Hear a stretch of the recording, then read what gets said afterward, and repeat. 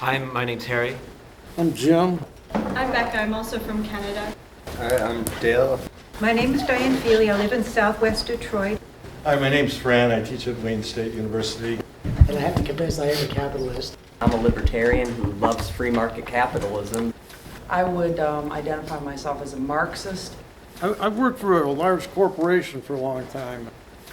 Specifically, I've been homeless about 3 times thus far. Last week, I helped my mother with an eviction and then almost immediately the hospitalization. Being sued by Bank of America for a credit card a family member took out of my name to feed a gambling habit at the casinos here in Detroit. I guess I'm fortunate enough that I clawed my way up from being working class, and I guess I would be considered maybe upper middle class now because of my education. However, I'm burdened with student loans. More recently, I watched as my other next door neighbor's house was foreclosed on and all of their possessions were tossed into 7 giant dumpsters by a bank, which included children's clothes, beds, appliances, all furniture that you can imagine, and was taken to the dump. That was revolting enough. If you're involved in a struggle, I mean, you call it a movement, but then we have to begin with the cause. I mean, why are we here in the first place? Why is all this stuff happening? It just seemed to me like all of the stable things in life that you kind of expect have been eroded. They're gone. And in touch with my friends from home now, life just keeps getting harder and harder for everybody, except for a really small section of society where life is just pretty easy. For the first half of my life, I saw workers in Detroit and around the country and around the world fighting and winning. And that spread from the unions to the civil rights movement to the women's movement, the lesbian gay movement.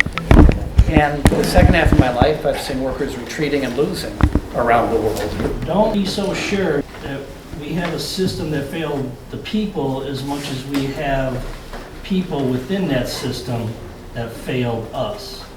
I've been very skeptical and pessimistic about the possibility of an organized movement occurring in this country because people just haven't had any structural possibility for that happening, whereas in the past we see that was possible, and I feel like every attempt has been made to erode that drive.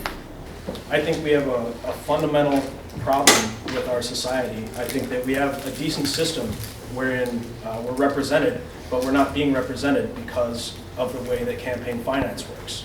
And I don't think we're going to solve any of the real problems, any of the specific issues, without striking at the heart of where the money comes from and who our politicians are working for.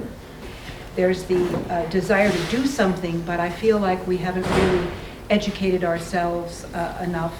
And I would be particularly interested in trying to help people kind of understand the history of Detroit. It was just kind of a joke watching all the power maneuvering going on and all the layers of hierarchy and the CEOs and the vice presidents and all the manipulating and exploitation of people. And then we had the 2008 collapse, and I just wondered where was the rage, because everybody was watching their savings evaporate, and where was the rage? And it's finally showing up.